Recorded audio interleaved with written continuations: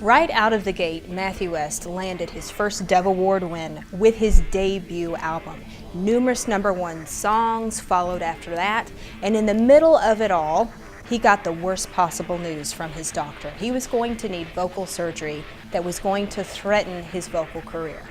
That's right. And why do bad things happen to good people? Here's a story about God's loving grace and the lengths He'll go to reach out to us. Here's Matthew West.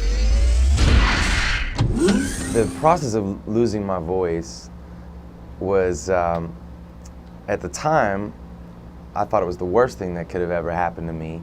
But through that experience, I've kind of realized that sometimes, like, the worst things that happen to us are the best things that happen to us, because God really uses those things to get our attention. And I remember one Sunday I was dealing with this, tragedy in my life, because it was like, somebody else to lose their voice, a plumber loses his voice, he could still go to work, but a singer loses his voice and it's like, it's all over, And I had surgery on my vocal cords, which that is, to actually have to have surgery on your vocal cords, it kind of means, and the doctors will tell you they're not sure if you'll be able to recover if you'll sing again. And I was really discouraged, and I was in church one Sunday morning and unable to speak, unable to sing.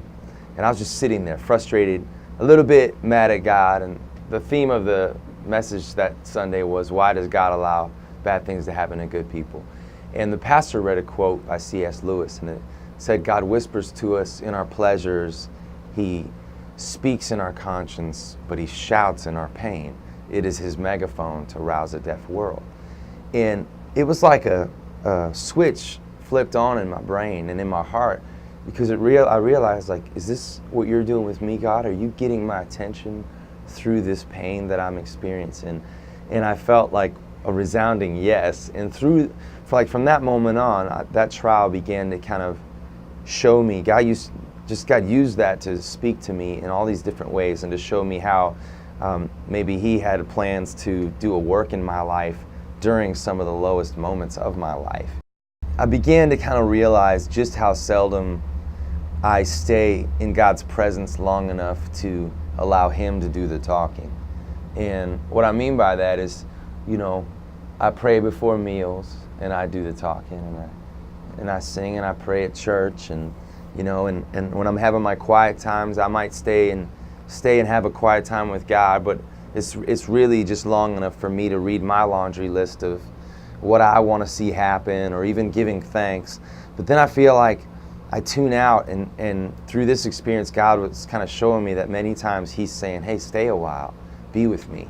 I've got something to speak into your life. And that's why I named my last record was called Something to Say, because it wasn't just that we have something to say to the world, but it's that God has something to say to us each and every day, and He waits for us to come to Him and be in His presence. And so that was probably the biggest thing, was really learning what the Psalms talk about when it says, be still and know that I am God, and to really not be afraid to stay in that. I think a lot of times this world is uncomfortable in silence. We like noise, we like TV on, we like radio, all these different things, our cell phones and text messaging and all these different activities. But there was a season of my life where I was forced to be completely still and completely silent, and it felt really uncomfortable at first, but then it became this wonderful, amazing, just refreshing time for my spirit, where I felt like I was just going, this is it. Every single day, take time and be with me. And that's one of the toughest things to do, but